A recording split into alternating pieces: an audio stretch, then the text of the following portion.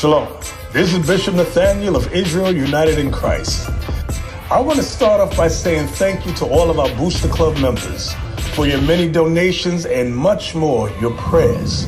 We visited faraway countries and strange lands. We've even spoken to dignitaries and were detained for spreading the glorious gospel in Cuba.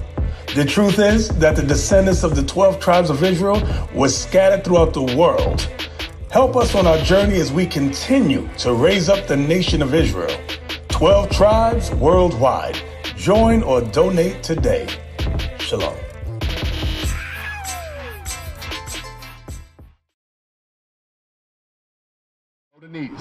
So, I know you said you wear a lot of dresses. Oh, yeah. But we got to work towards where all you're wearing, sis, is dresses. All you're wearing is dresses. Give me 1 Timothy 2. I want verse 9. This is the book of 1 Timothy, chapter 2, and verse 9. In like manner also, that women adorn themselves. Adorn means to wear. So the women should wear, right? And modest apparel. Modest apparel. Pants on a woman is not modest. When you're in pants, I can see your hips, I can see your thighs, I can see your behind, I can see your private part. That's not modest. The only person who's supposed to see that is your husband. Why? Because your husband is the one who should deserve to see it. Because he provides and protects. He's the only one. So when you're putting on pants, you're disrespecting him, you're disrespecting yourself, you're disrespecting your people. You like me in dresses. Right, so you should be in dresses. What's wrong with that? After the day, you don't want to see me no pants. Okay, says, hey, the Most High God says every idle word. I promise. So it's not us holding you to that standard. I promise him. Okay, good. Promise God. Because he's going to hold you to what you just said, okay? Read what you got. With shamefacedness. With shamefaced means not being in a man's face. Oh, a woman who knows how to deal respectfully, she's not all in a man's face like, oh, you can't tell me nothing. I'll do this. I'm a strong, independent woman. No, that's not a sister with a shame face. A sister with a shame face knows how to behave. She knows how to move. She knows how to get a man to be the respectable brother he needs to be to deal with her. Because she understands she needs to use the aspects of her being a woman. Soft, gentle, a caretaker. Things like that will make a man change from running around in these streets. That's what women have to do. Use what God gave you to get what God intended for you to have. That's what you got to do. Read that again. With shamefacedness. So you have to be shamefaced. A woman shouldn't be arguing with a man. If you have to argue with a man, that man is disrespectful. Another man needs to come explain to him he shouldn't be arguing with a woman like that. But he doesn't understand because he may have came from a home where his mama argued with his daddy. So that's where he saw these things and thought it was okay. When I was growing up, my grandfather and my grandmother, I didn't see them arguing like that. And my grandmother made sure all of us as the grandkids was in order when he came home from work. When he came home from work, the house had to be quiet, his food had to be ready, and you better not be in that bathroom trying to take no shower because he gets to take it first. That's how we're supposed to operate. Read that again. With shamefacedness. With shame. Facedness, read. And sobriety. Sobriety means not being drunk. We talked about that earlier with Christ. How he drunk, but he wasn't a drunkard. I was. You know, when a lady drinks, they have the tea party. They be like, ooh, girl, let me call you and tell you about the tea. That means gossip, right? That means gossip. Oh, okay, let me tell you about the tea. And then they start drinking. Oh, you know, Suzanne thinks she's cute. She really ugly. Nasty aspects of who you are come out because you can't control yourself.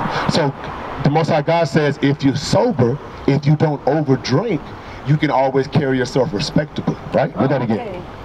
And sobriety, not with braided hair. So, but what the women do now is they like to put forth how good they look, how good their hair looks, and that's all there is to them. It's good inside. It's what's good on the inside.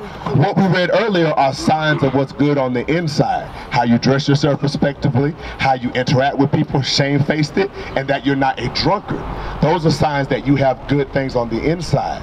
But the outside, if you're only worried about the outside, we don't know yet. We don't know yet if you're good on the inside. If the man walked in the house and the woman went to argue with him the same way he was mad, what I do, what's going to happen, sis? Everything laid down, bed, clothes, body, water, running, and dinner. I fix, get a plate, wash out, relax. Right. Whatever you need is home. Right. That's what it's supposed to be. And I'm going to tell you, sis, When you do that for a brother, here's what he's supposed to do for you. Because there's a consequence for that. Give me Colossians 3, and I think it's verse 18. It should say husbands as according to your wife. What you got? The book of Colossians, chapter 3 and verse 18. Wives, submit yourselves unto your own husbands, as it is fit in the Lord. So your husband is supposed to be aspiring to be like Christ. So you're supposed to respect him to that much that you see the Christ or Jesus in him, because he's changed his life, because he's living according to law, statutes, and commandments. Now, if you're doing all these things, here's what he's supposed to do for you. This is why it comes full circle.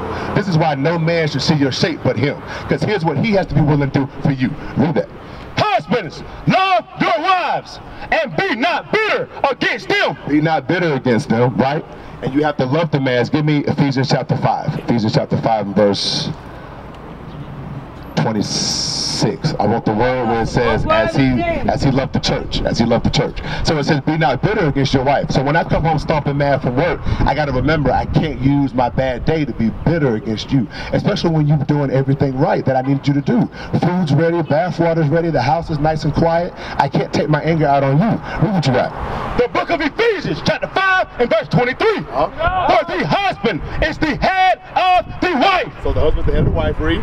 Even as Christ is the head of the church. So Christ loved the church so much. What did he end up doing for him? What did he end up doing for the church that he loved so much? He died. He died. So a husband, if he has a wife that's treating him correctly, he has to be willing to die for you, sis. Oh, I know that part. That's why nobody should see your shape but him. Right. Nobody else has the obligation to, if they had to die for you, he's the first one who has to stand in line. I told my own wife, hey, we're going to do these law, statutes, and commandments. You do this, you do that, you do this. If somebody tries to break in our house at night, I'm going to be the first one at the door to meet them. If you're doing what you're supposed to do, I told my own wife, if you're doing what you're supposed to do, if somebody comes to that door, he got to see me first. Because God demanded that that's what I do as a man. But you can't demand that of a man if you're not doing what God said you have to do as a woman. That's right. You got to be shamefaced. You got to be sober. You can't be arguing with the brother. You got to love the brother. You got to know how to love the brother. You know, you may have a brother who like to be scratched up under the chin, and that make him relax. You got to know that, sis. You got to know how to get him in a good mood so he can relax and so he can be responsible. If you are doing that, that's when a brother is obligated to be like, hey, I'm willing to do up to what Christ did for the church if I got to. Real men, we out here doing that now. So not just for our own wives, but for the rest of our people. Verse Maccabees chapter 3 and verse 43. Maccabees chapter 3 and verse 43. Bring it up! Because a man at home learns that first, to lay down his life for his wife. But his wife is parallel to the church. So as he continues to grow as a man, he should learn to lay down his life for the rest of his people. That's right. That's right. That's what the next progression is supposed to be. So the men you see out here, we left our wives home in a safe spot. They're taken care of. Everything's done. So we can come out and now take care of our people. But that's the next step of what we're supposed to be doing. Read what you got. This is the book of First Maccabees, chapter 3 and verse 43.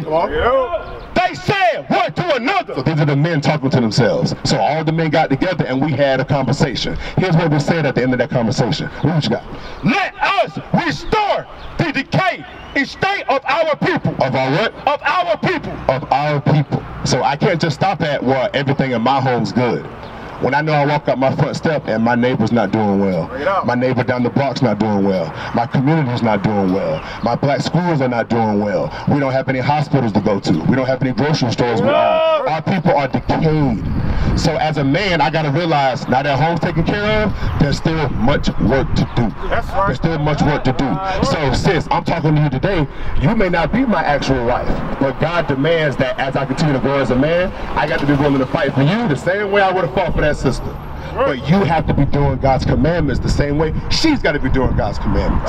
We are all subject individually to be doing God's commandments. That's the only time any of these scriptures give us the authority to be that fine gold, to be that far above rubies, to be that chosen people. Because if we're not doing that, we're going to die. We're going to die. Read that again. They said one to to another. Let us restore the decayed estate of our people. And let us fight for our people and the sanctuary. So fight for our people. Black Lives Matter does not fight for our people. Bring it up. Black Lives Matter fights for a sodomite agenda. A sodomite, according to the scriptures, is somebody who deals with the same type of individual. So that's man on man or woman on woman. When you see what they do and what they're about, or you go on their website, they're not fighting for us. They're fighting for the right to be a sodomite or to do something that God said they shouldn't be doing.